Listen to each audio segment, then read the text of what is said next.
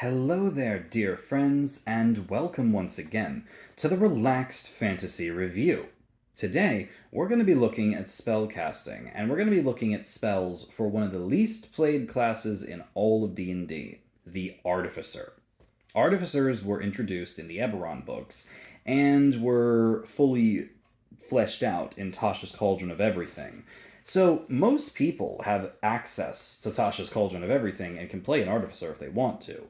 But people just don't think about it. It's not in the player's handbook, and it's a very unique class. They are intelligence-based half-casters that are effectively magical tinkerers.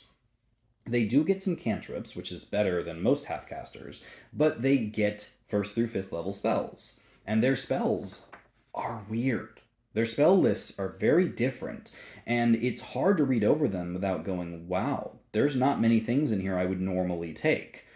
But there are some key spells in their list, so I've chosen the top 5 first level spells that you'd pick as an Artificer. So you get these spells right away, and your first level spells are going to be key going forward. Starting at number 5, I give it to Cure Wounds. See, the other intelligence-based spellcaster, the Wizard, doesn't get any healing spells. That's kind of one of their downfalls. But Artificers do. They get Cure Wounds. It's not the greatest healing spell in the game by any means. You touch a creature, they get 1d8 plus your spellcasting modifier hit points back. So it's a touch spell, and you use an action to cast it, but it is a great emergency get someone up. So, yeah, if you can take a healing spell, I would, and this is the one that Artificers get, so I put it at number 5. Then at number 4, you have Absorb Elements, a reaction spell that you cast when you're hit by elemental damage, fire, lightning, etc. This reduces the damage by half, giving you resistance to it. And the next time you make a melee weapon attack, you do an extra 1d6 damage of that element's type. As a reaction spell, this isn't bad. It protects you from AoEs. Artificers actually have a couple builds that can allow them to do melee stuff.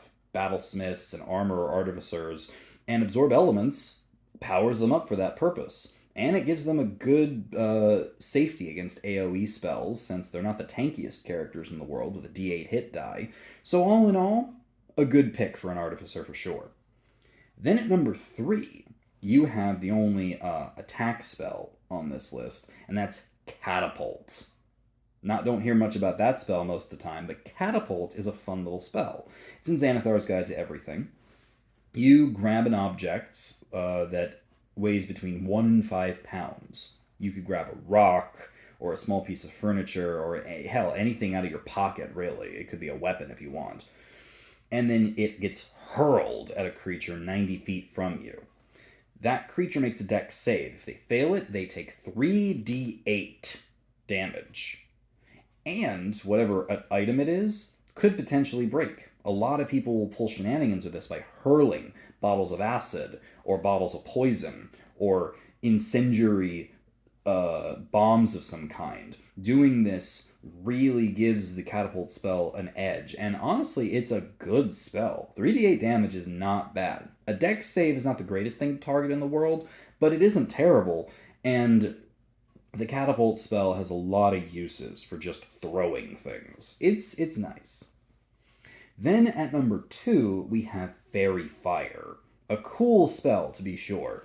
Fairy Fire creates effectively a glitter bomb. You emit a bomb of 20 feet, a 20-foot radius area of light.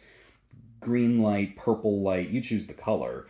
And creatures in it make a dex save. If they fail it, the light outlines them. This has 2 effects. 1, the creature cannot be invisible. I mean, they can be, but they're outlined in light, so they don't get any benefits from being invisible.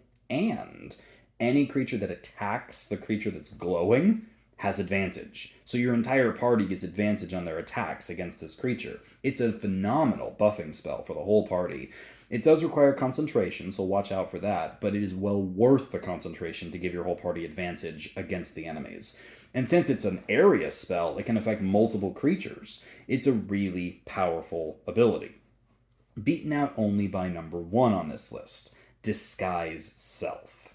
Disguise Self is a spell I would suggest any spellcaster take, but an Artificer who's intelligence-based may not be the most charismatic creature in the world. The Disguise Self spell fixes this because it allows you to change your appearance.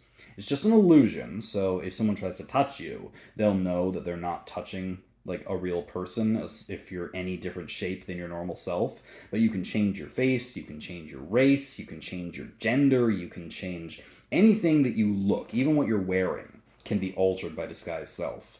And all of this means that you can be the master of infiltration. Without a good charisma score, you might struggle with those persuasion checks, but being disguised definitely gives you a leg up, because not a whole lot of people might question you if you look like someone who's important. And as long as you've seen them, you can look like them. So, win-win. Disguise Self is a great spell. This has been the Relaxed Fantasy Review. If you enjoyed the video, please like and subscribe down below, and keep your eyes peeled for more magical reviews coming down the line soon. Have a good one, my friends.